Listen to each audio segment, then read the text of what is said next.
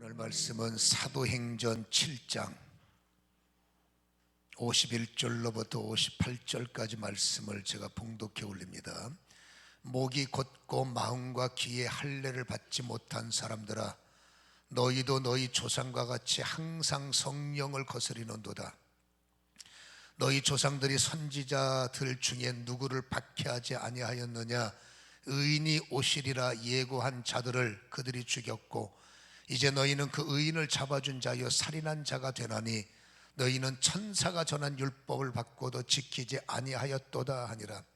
그들이 이 말을 듣고 마음에 찔려 그를 향하여 이를 갈거늘 스데반이 성령 충만하여 하늘을 우러러 주목하여 하나님의 영광과 및 예수께서 하나님 우편에 서신 것을 보고 말하되, 보라, 하늘이 열리고 인자가 하나님 우편에 서신 것을 보노라 한데, 그들이 큰 소리를 지르며 귀를 막고 일제히 그에게 달려들어 성 밖에 내치고 돌로 칠세.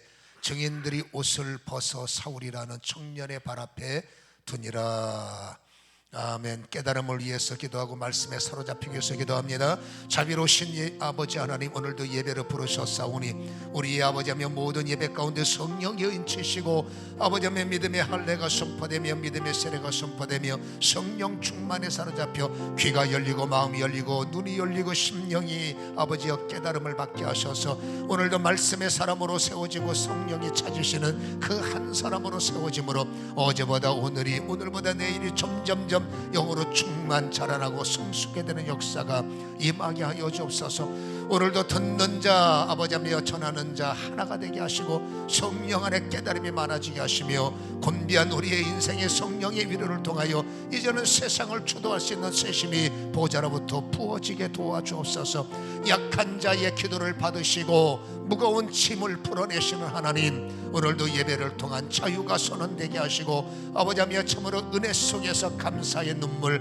감사의 승리가 선언되는 자리가 될 수 있도록 역사하여 주옵소서. 예배를 방해하는 모든 악한 영들을 끊어버리시며 오직 깨닫게 하시는 성령님만이 아버지 주가 되어 주옵소서.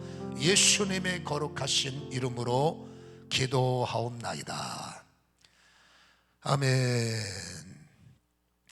유대의 기득권자들의 고민은 점점점 깊어질 수밖에 없음을 우리는 말씀을 통해서 발견하게 됩니다.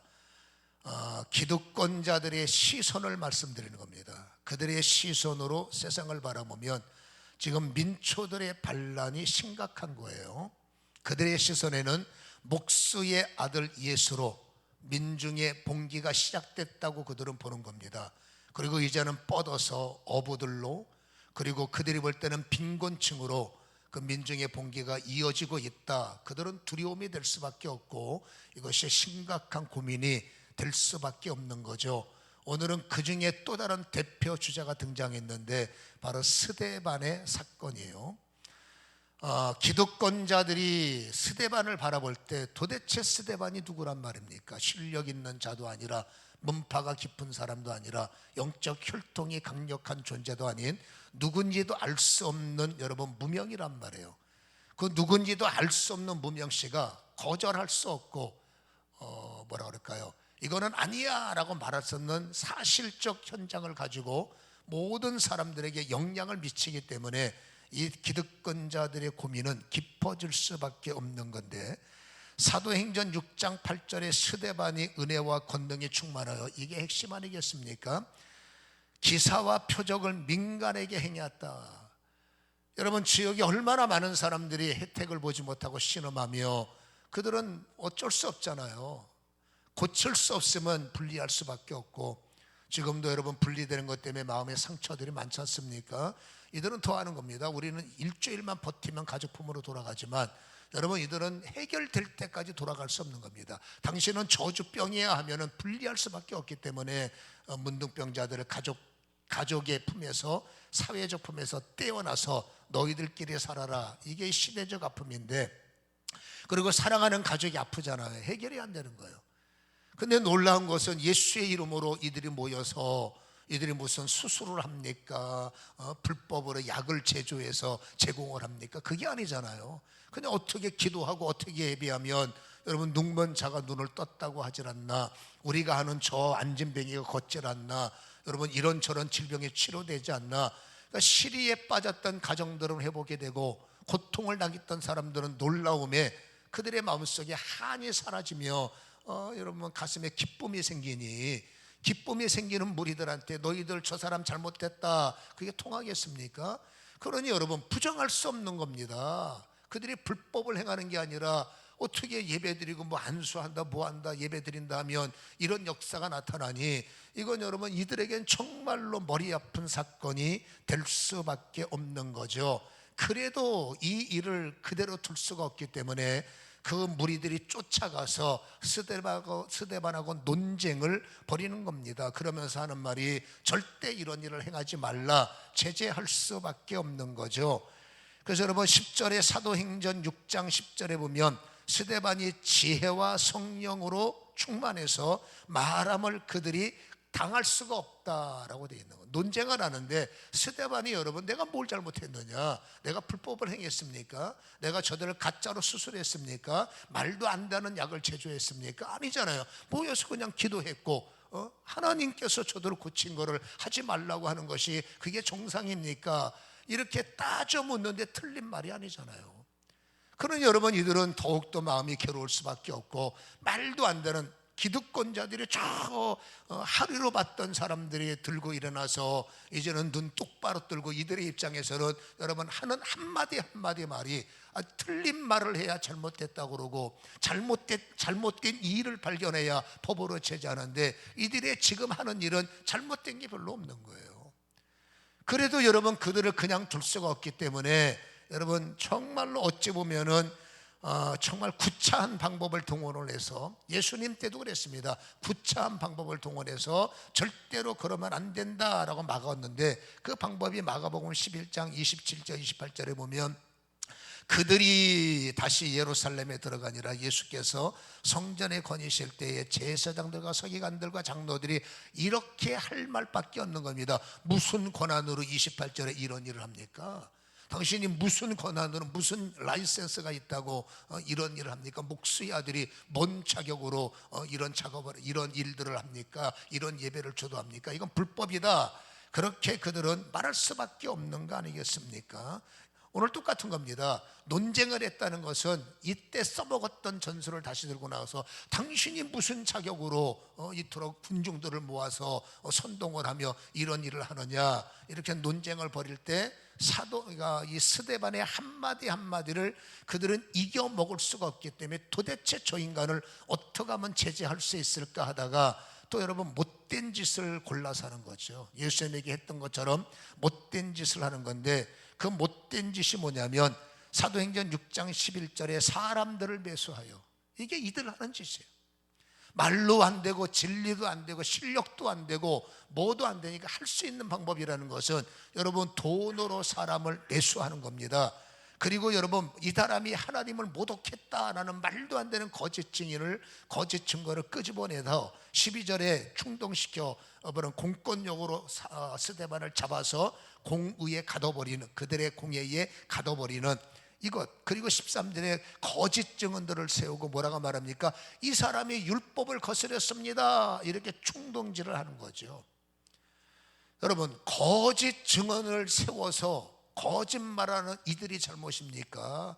하나님의 역사를 사실대로 표현하고 있는 스데반이 잘못입니까? 오히려 스데반한테 율법을 어겼다는 거예요. 여러분 십계명, 그들이 그렇게 자랑으로 여기는 여러분 십계명에서 9계명은 이렇게 말합니다. 절대로 거짓 증인을 세우지 말라. 자기들의 불리하다고 이익을 위해서 눈썹 하나 껐떡하지 않고 자기들이 가르칩니다. 십계명 중에서 거짓 증인을 세우면 안 돼 라고 열심히 강단에서 설교할 때 설교하고, 열심히 떠들 때는 떠들어놓고, 당신들이 불의하다고, 당신들이 필요하다고 이토록 뒤집어서 오히려 당신들이 거짓 사람들을 돈으로 매수해서, 그렇잖아요. 그리고 여러분 거짓 증인을 하니까 이들이야말로 자기들의 이익을 위해서 하나님의 율법을 손바닥 뒤집듯이 뒤집었다 엎었다 뒤집었다 엎었다, 이 일의 양심의 가책이라고는 전혀 찾아볼 수 없는 이런 위선을 성경은 폭로하고 있음을 알 수가 있다라는 거죠. 그리고 공갈치는 겁니다. 절대 이런 짓 하지 말라, 가만 안 둘 거다, 이렇게 협박까지 하는 그들의 추함을 우리에게 보여주고 있습니다. 그러나 스데반이 왜 스데반일까요? 평범한 집사지만 우리는 성경의 역사를 믿는다면 스데반의 이름을 모르는 성도가 없지 않습니까? 왜 스데반, 평범했던 그 스데반이 왜 스데반일까요? 바로 굴하지 않기 때문이에요. 그들이 협박을 해도 여러분 굴하지 않고, 그들이 여러분 어떤 회유를 해도 절대로 이 사람은, 스데반은 성령의 이끌림을 받았다라고 했기 때문에 성령의 일하심에, 성령의 종이 여러분 절대로 세상에 타협하지 않다. 그래서 여러분, 복음의 본질이 뭐냐? 복음의 본질은 죄와 타협하지 않는 게 복음의 본질이에요. 복음을 믿는다, 예수를 믿는다, 말씀을 안다, 그리고 급할 때는 뒤집고, 급할 때는 엎어먹고, 급할 때는 죄와 타협하고, 급할 때는 불의와 타협하고, 주님 앞에서 말씀을 읽을 때만 나는 공의의 사람입니다, 나는 나는 말씀의 사람입니다. 그리고 세상 나가서는 뒤집었다 엎었다. 이거는 절대 성령의 사람, 복음의 사람이라고 할 수가 없지 않습니까? 복음의 진짜 본질은 손해가 봐도 불이익이 있어도 여러분 세상과 죄와 타협하지 않는 것이 복음의 본질이라는 것을 우리에게 던져주고 있고요. 복음을 사랑하고 예수를 사랑하고 성령 받은 사람은 그 정말 나의 자랑이라 여기는 복음을 증거하는 일에 망설임이 없습니다. 그 듣는 사람이 눈을 부릅떠도 내가 믿는 복음을 전하는데 당신이 눈을 부릅뜬다고 내가 할 말을 안 하겠습니까? 그 말하면 가만 안 둘 거야 협박을 해도 내가 믿는 복음, 천국 가는 복음, 구원의 복음, 확실한 복음을 당신에게 선물로 줘야 되는데 당신이 그렇게 나한테 협박한다고 내가 이 복음을 말하지 않을 수 있겠습니까? 이게 복음의 본질을 가지고 있는 성령 충만의 사람들의 모습임을 우리에게 보여주고 있고, 이들이 기득권을 갖고 스데반을 체포해서 예수님처럼 또다시 여러분 음모를 꾸밀 때 스데반이 바보가 아닌 이상 그 분위기를 모르겠냔 말입니다. 결과가 어떻게 될지 뻔히 알면서도 스데반은 바로 복음의 사람이요 하나님의 말씀의 사람이기 때문에 결과가 어찌하든지 여러분 스데반은 할 말을 해야 되는, 복음을 말해야 되는, 예수가 주가 됐으며 당신들이 지금 무슨 짓을 하고 있는지를 여러분 굴하지 않고 그들에게 설교하는 내용이 바로 유명한 사도행전 7장의 설교 내용이다라는 거죠. 우리는 시간이 없기 때문에 사도행전 7장의 스데반의 설교를 설명할 시간은 없지만 이 설교를 함축하면 이겁니다. 이 사도행전 7장 설교를 통해서 아브라함은 믿음의 선인들을 소환하고 있는 거예요.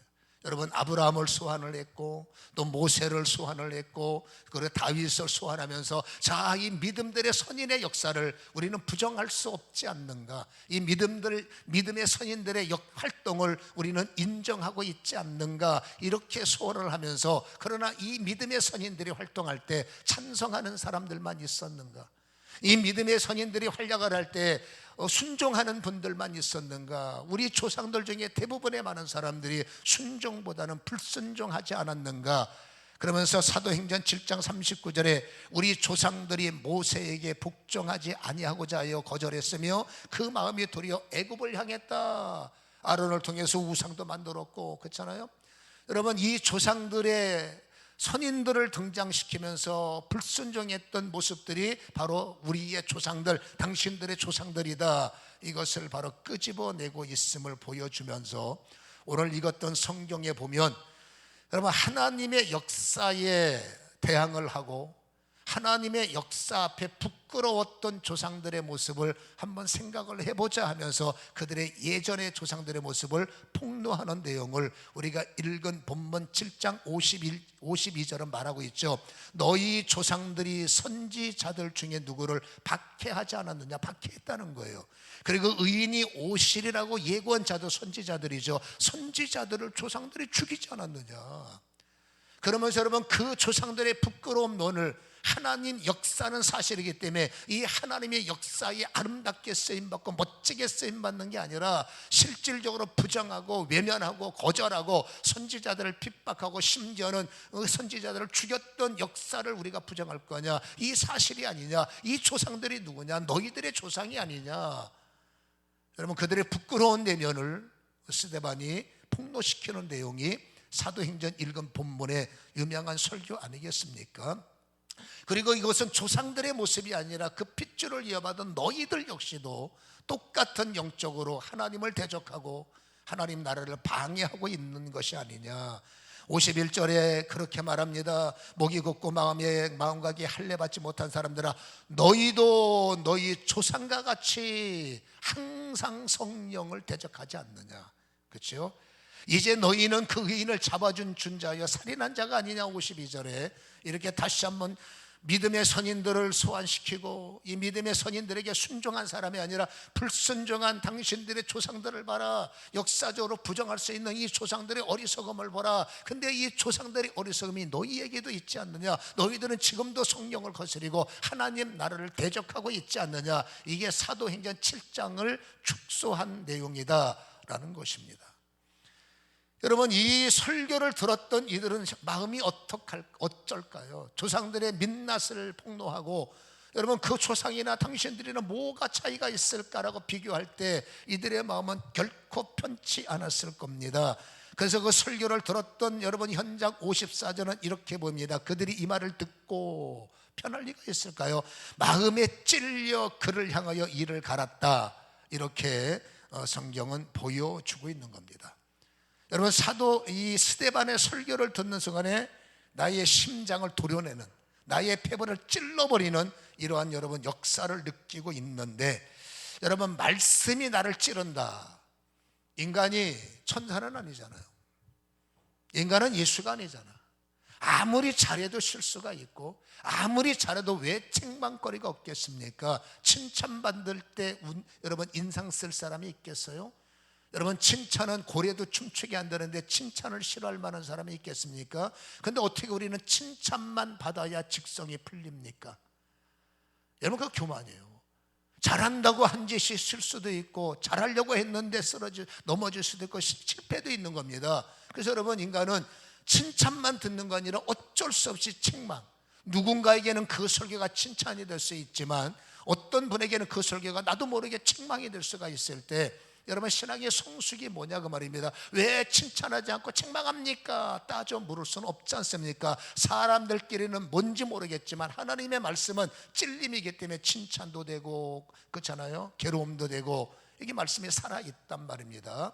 오늘 이 말씀을 들었던 이분들의 모습을 보면 여러분 찔림을 받았는데 중요한 내용이 있습니다. 이 찔림이 신앙의 변곡점이 될 수가 있다. 이 찔림의 현장이 인생을 뒤바꿔놓는 기가 막힌 현장이 될 수가 있다. 왜? 살아있는 하나님의 말씀이 나를 찌른다는 것은 수술하니까. 그렇죠? 그래서 이 찔림을 받을 때가 신앙의 변곡점이요, 이 찔림을 받는 순간에 여러분 선과 악을 분리할 수 있는 절호의 기회이고, 여러분 이 찔림을 통해서 옳고 그름을 나눌 수 있는 절호의 찬스이고, 이 찔림을 통해서 나의 부족함이 폭로되는 거니까, 이 찔림을 통해서 나의 부족함을 잘한 쪽으로 채울 수 있는 절호의 기회가 하나님의 말씀이 나의 심령을 찌를 때다라는 거예요. 그러나 여러분 성경에는 중요한 단어 두 가지가 등장하고 있습니다. 이 찔림이라는 단어가 두 가지 단어로 등장하는데, 하나는 여러분 디아프리오라는 단어, 또 하나의 단어는 카타니소. 이 단어는 외울 필요가 없습니다. 이거는 이 찔림이라는 단어가 두 가지 작동이 일어났기 때문에 부득불 설명을 해드린 겁니다. 여러분 첫 번째 등장하는 이 디아프리오라는 단어, 오늘 여러분 이 하나님의 말씀이 이들을 찔러대는 거예요. 여러분 이를 찌를 때 이들은 이 단어가 디아프리오가 됐다는 거예요. 여러분 이 디아프리오가 되는 순간에 이들은 여러분 그 말을 듣는 순간에 눈물을 흘리는 것이 아니라 이를 갈기 시작하고 있다는 거예요. 하나님의 말씀이 나를 찌르는데, 선과 악을 분리하기를 원하는데, 옳고 그름에서 잘못된 건 끄집어내시고 옳은 자로 세기를 원하시고 부족한 건 제거하셔서 여러분 채우시려고 하는데, 이들은 그 말씀을 디아프리오, 찔림으로 받고 있는데, 디아프리오, 여러분 디아프리오 때문에 나타나는 현상이 이를 간다는 거예요. 성경에는 이 일을, 하나님의 말씀을 받을 때 이 일을 가는 현상은 결코 좋은 현상으로 표현하고 있진 않습니다. 마가복음 9장 18절에 귀신이 어디든지 그를 잡으면 거꾸로 져 거품을 흘리며 이를 갈며 파리해진다. 이를 갈며 부들부들 떨면서 펄쩍펄쩍 뛰면서 가만 안 둘 거야, 가만 안 둘 거야, 안 될 거야, 부정 파리해진다는 거, 숨이 막히면서 그렇지 않습니까? 감정 조절이 안 되고 사로잡혀 있는 현상, 결코 좋은 현상이 아닌데 이 일을 간다는 단어가 안 좋은 거예요. 근데 하나님의 말씀이 어떤 사람들을 찔렀을 때 이들은 여러분 이 일을 갈기 시작한다, 이렇게 우리에게 보여주고 있다라는 겁니다. 이 똑같은 단어가 이 일을 갈았다라는 이 똑같은 단어가 사도행전 5장 33절에는 그들이 돕고 크게 노하여라는 단어와 이를 갈았다, 찔렸다라는 단어가 똑같은 단어인데 노하여 사도들을 없이 하고자 했다라고 되어 있거든요. 이 단어는 NIV에서 이렇게 표현합니다. 그들이 크게 경노해서 펄쩍펄쩍 뛰었다. 그냥 표현이 그렇지만 사람이 너무 마음이 상하면 정말 뭐하고 펄쩍펄쩍 뛰겠네, 미치고 펄쩍펄쩍 뛰겠네 라는 말을 여러분 생각 안 하신 분들이 있겠습니까? 얼마나 마음이 죽겠으면, 답답했으면 정말 펄쩍펄쩍 뛰겠네, 이런 단어를, 이런 말을 써보겠습니까? 오늘 이들이 그렇다는 겁니다. 펄쩍펄쩍 뛰는 겁니다. 설교를 들을 때마다 분해서 펄쩍펄쩍 뛰고 그 말을 들을 때마다 감당이 안 되니까 펄쩍펄쩍 뛰는 모습을 성경은 우리에게 보여주고 있다라는 거죠. 하나님의 말씀을 들을 때 분해서 펄쩍펄쩍 뛰었던 조상이 가인이에요.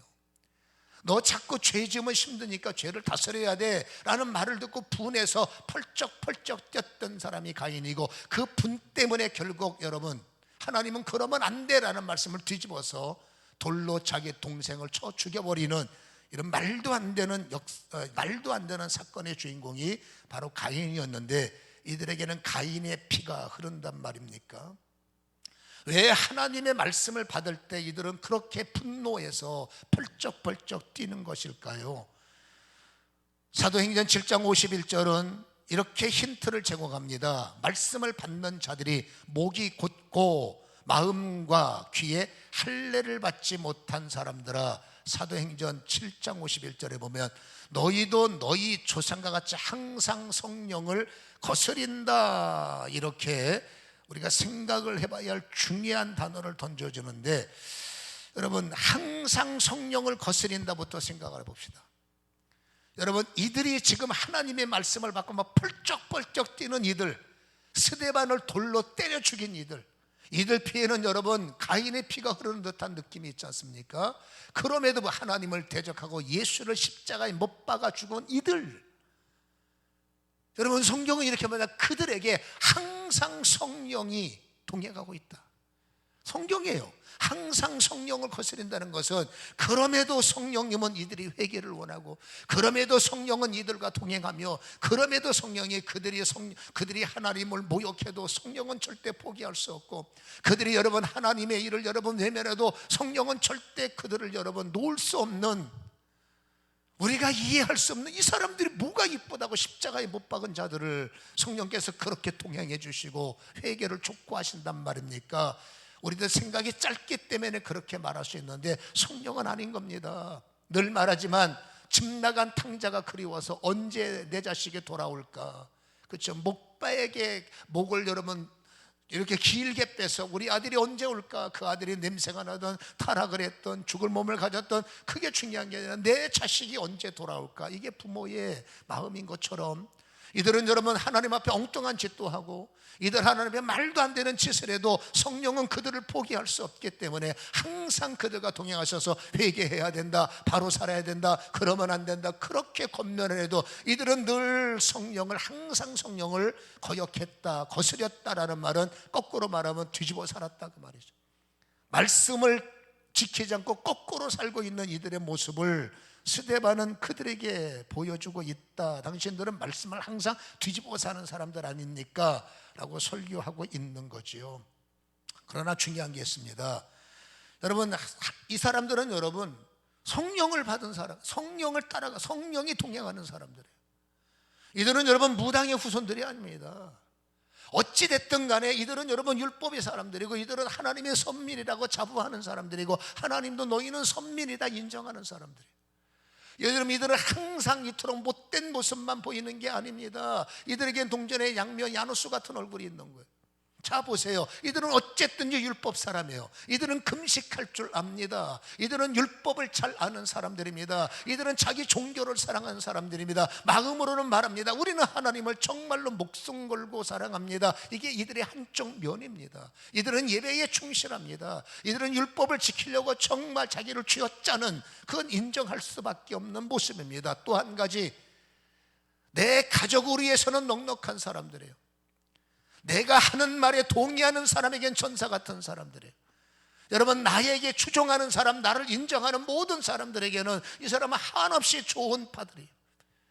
어떻게 하든지 그들을 도우려고 합니다. 나에게 동의하는 우리 파들은, 어떻게 하든지 히브리파가 됐든 헬라파가 됐든 우리 파들은 어떻게 하든지 도와줘야 돼. 이게 이들의 또 한쪽의 모습이에요. 여러분, 나에게 유익이 될 때는 한없이 좋은 사람이에요. 여러분, 나에게 유익된 말씀 앞에는 항상 열린 마음으로 여러분 아멘하는 사람들이에요. 오늘 이들이 뭐라고 사도 스데반이 목이 곧고 마음과 귀에 할례 받지 못한 사람. 여러분, 말씀을 받을 때 마음과 귀에 할례가 떨어져야 돼요. 말씀을 받을 때 마음과 귀에 성령의 인침이 있어야 돼요. 말씀을 받을 때 마음과 귀에 성령의 불이 떨어져서 말씀이 내 생명의 말씀이 되어야 되는데, 이들이 성도의 이름을 가졌지만 당신들은 말씀과 당신들은 귀에 할례를 받지 못했다. 무슨 뜻입니까? 제가 드린 말씀의 의미예요. 여러분, 나의 유익을 위해서는 말씀의 할례가 되는 거예요. 저 말씀을 따르면 복을 받겠다, 할례가 오는 거예요. 이렇게 기도만 하나님께서 응답을 주시겠다, 거기에는 반드시 할례가 이루어집니다. 그러나 원치 않는 사람들을 수용하는 건 할례가 안 되는 거예요. 여러분, 나를 찔러대는 말씀은 받을 수가 없기 때문에 귀가 교만해지는 거예요. 목이 굳어지는 겁니다. 목이 굳은 백성들아, 굳었다는 의미는 뭡니까? 교만해졌다는 겁니다. 자기 생각으로 교만해졌다는 거예요. 여전히 하나님의 말씀할 때 내 기준으로, 내 방식으로, 내 상식으로, 내 중심으로 말씀을 받아서 말씀이 은혜가 되면 할례가 오는 거예요. 아니, 할례를 받은 자인 거예요. 어떤 말씀이든지 축복의 말씀은 할렐루야 아멘 인정하는 거예요. 근데 말씀이 부담이 되는 거예요. 말씀이 괴로운 거예요. 말씀이 나를 찔러서 나를 괴롭히는 거예요. 그러면 마음이 굳은 자, 할례가 사라지는 거예요. 말씀을 따르는 자가 아니라 꼭 설교를 그렇게 하셔야만 됩니까? 꼭 그 많고 많은 중에 왜 그 성경을 말씀하십니까? 우리는 여러분 강해를 하기 때문에 싫어도 해야 되고, 오늘도 쉬운 말씀이 아닌 걸 우리는 들을 수밖에 없는 거예요. 여러분, 할례를 받은 자의 특징이 뭔지 아십니까? 싫어도 아멘인 거예요. 성령 받은 자의 생명이 뭔지 아십니까? 십자가라도 지는 거예요. 예수를 정말로 사랑하는 사람은 싫어 뺏기는 일이 있어도 어떡합니까? 이해할 수밖에 없는 겁니다. 이게 할례 받은 사람이요, 신약에는 성령 받은 사람이요, 예수 믿은 사람들인 거예요. 여러분, 예수님이 유익만을 위해서 이 땅에 오셨습니까? 얼마나 많은 희생의 십자가를 지셨습니까? 너희도 나를 따라야지. 여러분, 주님을 따르면 희생은 어쩔 수 없을 겁니다. 유익도 있겠지만 여러분 불편도 있을 겁니다. 그러나 이들은 여러분 나눠지는 거예요. 신앙의 변곡점에서 여러분 마음이 힘들 때 그래도 한번 받아보자가 아니라, 왜 이렇게 마음이 불편해? 왜 저런 소리 하는 거야? 가만 안 둘 거야? 불편해지고 오히려 설교를 들으면서 권면을 받으면서 속에서 분노가 치밀어 오르다 보니 이 일을 가는, 이게 틈이 되니까 설교 들으면서 짜증나니까 귀신 역사하는 거예요. 변곡점에서 여러분 무너지니까 여러분 어둠의 영들이 잘하고 있네, 여러분 나를 사로잡아 오히려 이를 갈면서 저 인간을 어떻게 할까, 이 교회를 어떻게 할까, 어떻게 쫓아낼까, 어떻게 끌어내릴까, 이런 생각을 하고 있는 모습을 보이고 있더라라는 것입니다. 여러분, 이익에는 감사하지만 절대 손해는 용납할 수 없다. 나를 불편하게 하는 것, 불이익하게 하는 것 절대로 가만둘 수 없다. 이런 마음은 복음의 치명적 결점이라는 사실을 우리는 잊지 말아야 됩니다. 이 말씀 때문에 반쪽 예수를 믿고 이런 것 때문에 반쪽 복음을 받아들이니 여러분 예수님과의 관계가 막힐 수밖에 없고, 여러분 대적자의 반열에 나도 모르게 서기 때문에 나는 복음에 불편한 사람, 예수님 앞에 불편한 사람이 될 확률이 높다. 그러니 회개가 막히니 여러분 회개가 안 되고, 회개가 막혔으니 성령이 임재할 수가 없어서 우리는 반쪽짜리 성도로 살아가는 사람들이 있을 수 있다. 이렇게 우리에게 말씀을 해주고 있다는 거죠. 여러분, 찔림이라는 두 번째는 카타뉘게산, 단어는 의미가 없습니다. 생각하지 마시고, 이건 카타뉘소라고 하는 동사에서 파송된 단어가 카타뉘게산. 찔림이라는 단어가 좋은 거예요. 이거는 여러분 부정과거 수동태입니다. 이 카타뉘게산이라는 단어를 해석을 해보면 사전에는 신적 수동태로 볼 수 있다라고 해석되어 있어요. 다시 말해서 부정과거 수동태, 신적 수동태는 여러분, 우리가 하나님의 말씀을 받고 찔림을 받는 순간에 여러분, 이 카타뉴소의 찔림은 뭡니까? 하나님의 역사가 작동되고 있다는 거예요. 여러분, 하나님께서 회개할 마음을 부어주신다는 거예요. 하나님께서 그 영혼을 축복하시고 그 영혼을 수용하시는 것이 바로 이 카타뉘게산, 찔림을 받을 때라는 것입니다. 차이가 뭘까요? 왜 어떤 무리들은 찔릴 때 분노가 일어나고 어떤 무리들은 찌를 때 여러분 회개가 터질까? 사도행전 2장 37절에 유명한 말씀 아니겠습니까? 우리가 잘 아는 말씀이고 이 말씀은 중요하기 때문에 여러분, 그들이 이 말을 듣고 마음에 찔려 베드로와 다른 사도들에게 물어 이르되 형제여 우리가 어찌할꼬. 유명하죠. 형제여 우리가 어찌할꼬. 여러분, 사도 바울이 사도행전 14장 9절에 바울이 말하는 것을 듣고는 바울이 주목하여 구원받을 만한 믿음이 그분에게 있는 것을 보고, 구원받을 만한 믿음, 회개할 만한 믿음, 하나님의 말씀을 들을 만한 믿음, 하나님의 말씀을 깨달을 수 있는 믿음. 누가복음 10장 23절에 제자들을 돌아보시며 조용히 이르시되 너희가 보는 것을 보는 눈이 복이 있고 들을 줄 아는 귀가 복이 있고 깨달을 줄 아는 마음이 복이 있다. 연결고리 아니겠습니까? 여러분, 하나님이 찔러대는 말씀, 기분 좋은 말씀, 싫은 말씀, 어떤 말씀을 오든지 정말로 심령의 할례를 이룬 사람들, 여러분 정말로 마음이 귀한 사람들은 그 말씀이 찌를 때 여러분 그 상황을 보세요. 전자의 사람들은 당신들 눈으로 보잖아요. 어떻게 사람이 병을 고칩니까? 약을 조제하는 것이 아니라 어떻게 안진뱅이를 일으킵니까? 이건 아무리 봐도 신적 역사인 건 부정할 수가 없는 거예요. 근데 전자의 사람들은 신적 역사가 중요한 게 아니라 이것을 행하는 저 인간들이 못마땅한 거예요. 하나님의 일은 부정할 수가 없는데 하나님의 일을 행하는 저 집단이 마음에 안 드는 거예요. 이들은 하나님의 일을 거부하는 게 아닙니다. 그 일을 왜 당신들이 하냐는 겁니다. 하나님의 이 놀라운 일을 왜 당신들이 무슨 자격을 하느냐. 그러니 분노, 저 인간들 생각하면 속에서 불이 나는 거예요. 근데 중요한 게 뭡니까? 하나님의 일이잖아. 오늘 여러분 이 카타뉘게산이라는 단어를 쓰는 사람들은 여러분 사도행전 2장 11절에 그 모인 사람들의 형편은 이들이 볼 때는 여러분 우리하고 이게 수준이 안 맞는 사람들이에요. 우리는 여러분 상위 레벨에 있고 이 사람들은 하위 레벨이고, 우리는 상류층이고 이 사람들은 여러분 하류층이고, 우리는 배울 만큼 배운 사람이고 이 사람들은 약한 사람들이에요. 이 사람들이 모여서 기도하는 거예요. 그때 성령이 역사하셨어요. 그때 성령이 임하셨어요. 이상한 말이지만 들어보니 당신들 말이에요. 온갖 여러분 유학파들이 들을 수 있는 해석된 언어로 하나님의 큰일을 말할 때 이들이 중요한 게 있습니다. 사도행전 2장 11절에 우리가 하나님의 큰일 말함을 듣는도다. 중요한 게 있습니다. 하나님의 큰일 말함. 하찮은 이 사람들이 행하는 이 일이 하나님이 하시는 일이라는 거예요. 별 볼 일 없는 저 사람들이 지금 행하는 이 일은 저 사람들의 일이 아니라 하나님이 하신다는 거예요. 전자의 사람들은 하나님의 일은 인정하지만 너희들은 절대 인정 못해. 후자의 사람들은 하나님의 일을 하는 이 사람들이 마음에 안 들고, 하나님의 일을 하는 이 사람들이 형편없어도 우리는 이 사람들을 받아들일 수밖에 없고 수용할 수밖에 없기 때문에 그들에게 말합니다. 형제님들 우리가 어떻게 했으면 좋겠습니까? 수용입니다. 연합입니다. 화합입니다. 하나가 됨입니다. 그때 여러분 베드로가 스데반 같이 똑같은 설교를 할 때 그들은 그 설교를 들으면서 마음이 찔린다는 겁니다. 형제여 우리가 어떻게 할까? 구원 얻을 만한 믿음이 이들에게 작동되는 겁니다. 하나님의 일을 수용하고 설교하는 저들을 형편과 처지가 나하고 수준이 안 맞아도 하나님이 쓰시니 저들을 수용하고 하나님이 사용하시니 거절할 수 없어서 그들을 인정하고 열린 마음, 그렇죠? 연합하는 마음, 수용하는 마음, 하나가 되는 마음. 그때 하나님은 그들에게, 예수님은 그들에게 여러분 회개할 마음을 부어주셨고 그들의 회개를 예수님께서 받아주셨고, 그리고 그들에게 성령을 부으시는 사건을 우리는 성경을 통해서 읽어오지 않았습니까? 딱 하나가 그겁니다. 여러분, 하나님의 일을 전혀 모르는 사람들의 스토리가 아닙니다. 사도행전은 하나님의 일을, 똑같은 하나님의 일을, 한쪽 사람은 왜 당신 같은 사람들이 하나님의 일을 하느냐, 당신이 무슨 자격으로 그런 말을 하느냐, 한쪽 사람은 하나님이 그 말을 하시는 당신을 우리는 인정할 수밖에 없고 하나님이 쓰시는 당신을 수용할 수밖에 없다. 이 차이가 크다는 거죠. 이 두 부류가 교회 안에는 존재하는 거예요.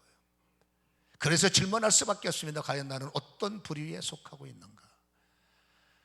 나는 지금 어떠한 마음을 품고 살아가고 있는가? 우리는 설교를 들어보면 물론 여러분 두 가지 마음이 다 있겠지만 조금 더 내가 부각되는, 내가 첫 번째 부류의 사람인가, 아니면 정말로 두 번째 부류의 사람인가, 아니면 첫 번째 사람이지만 정말로 두 번째 부류를 내가 또다시 추구해야 되겠구나, 깨달음의 현장이 되기를 다시 한번 주님의 이름으로 간절히 축원합니다. 여러분, 사람을 보는 게 아닙니다. 신앙 안에서 교회 와서는, 교회까지 와서도 사람을 보면 안 돼요. 당신 학벌이 어디야? 당신 뭐 하는 사람이야? 교회까지 와서도 그거 따져 물으면 안 됩니다. 교회는 그거 제껴놓고 저 사람이 하나님의 일을 하고 있는가? 저 사람이 하나님의 말을 하고 있는가? 저 사람이 하나님이 것을 선언하고 있는가? 그랬다면 그 하나님이 하시는, 하나님이 쓰시는 그분을 여러분 이들처럼 수용하고 여러분 인정할 수밖에 없는 그들에게 하나님은 구원받을 만한 자격이 있고, 당신들은 진짜로 할례의 자격이 있고 성령 세례의 자격이 있다라고 인정한다는 사실을 여러분 우리는 기억하시기를 다시 한번 주님의 이름으로 간절히 축원합니다. 기도하겠습니다.